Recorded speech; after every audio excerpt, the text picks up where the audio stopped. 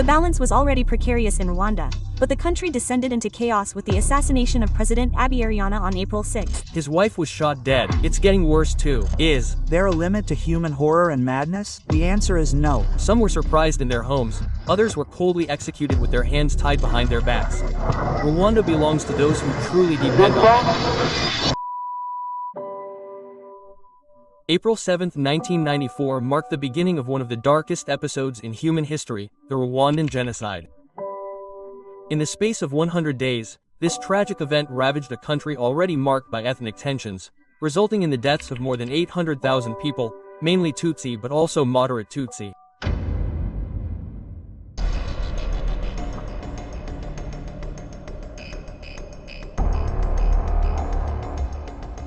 To understand this tragedy, we must go back in time to the time when Rwanda was under Belgian colonial rule. The colonizers, pursuing their divide-and-rule policy, arbitrarily divided the population into two ethnic groups, the O on one side and the Tutsi on the other. These divisions, although based primarily on economic and social criteria rather than on actual ethnic differences, were institutionalized by the Belgians. The Tutsi, as a minority group, were perceived as closer to the colonists and thus enjoyed privileges in administration and education, exacerbating growing resentment among the O. And when Rwanda gained independence in 1962, it was the Hutus, who made up about 85% of the majority, who came to power. However, the colonial legacy continued to fuel tensions. The previously privileged Tutsi became the target of systematic discrimination orchestrated by the O government.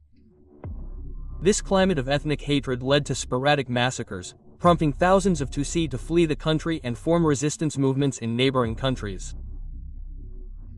The explosive situation reached its peak on April 6, 1994, when the plane of Rwandan President Juvenal Habyarimana, a Hutu, was shot down as it was preparing to land in Kigali.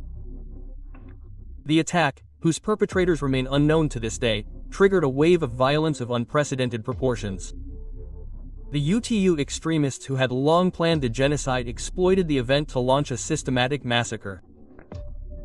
Within an hour, UTU militias such as the infamous Intero were mobilized to carry out the genocidal plan. Supported by political and military leaders, they unleashed their fury on the Tutsis and moderates, committing atrocities of unprecedented brutality. The Rwandan media, particularly the free radio and television station RTLM of 1,000 callings, played a central role in inciting murder and broadcasting hateful propaganda, notably describing the Tutsis as kafars who needed to be exterminated. Notice to all the Indies who are listening to you, you are not Rwandans. The massacres are taking place amidst almost total international indifference. Despite calls for help, the international community, and in particular the United Nations, are making no effort to intervene effectively. Only about 100 soldiers are left on site. On top of that, they are underarmed and have restrictive mandates preventing them from protecting civilians. Regarding France's role in this genocide, once again, it is not glorious and there are many gray areas. Our country, which supports this system militarily and financially, has a responsibility. First, we know that several French soldiers went to the site of the plane crash within 15 minutes and several testimonies claim that they recovered the black box, which has never been found. However, the soldiers' mission report remains secret.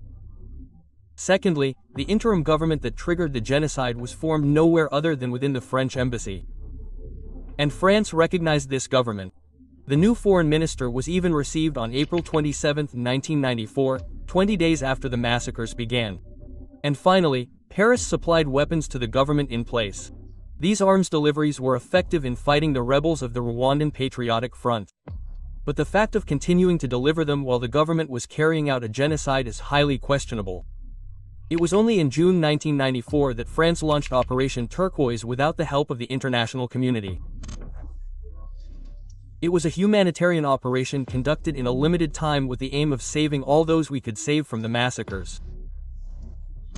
So on paper, as government spokesman Nicolas Sarkozy said, it was humanitarian aid. But once again, when we look at the details, some operations largely supported the army responsible for the genocide. The world also reminds us that a French safe zone was set up right here and that it mainly allowed genocidaires fleeing the country to calmly reach Zai in order to set up camp.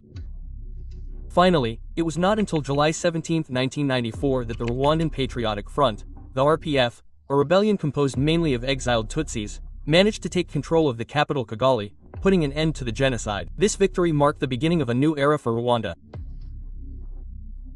A period of reconstruction marked by enormous challenges, national reconciliation, justice for victims and the fight against impunity. The Gacaca courts, i.e. community courts, were set up to try hundreds of thousands of people involved in the genocide, while the International Criminal Tribunal for Rwanda, the ICTR, was created to try those most responsible. The Rwandan genocide remains a poignant testament to humanity's capacity to commit atrocities. I recommend the work of Gail Fayle, Mon Petit Pays, which exists in books or films to understand the horror of this dark period in history.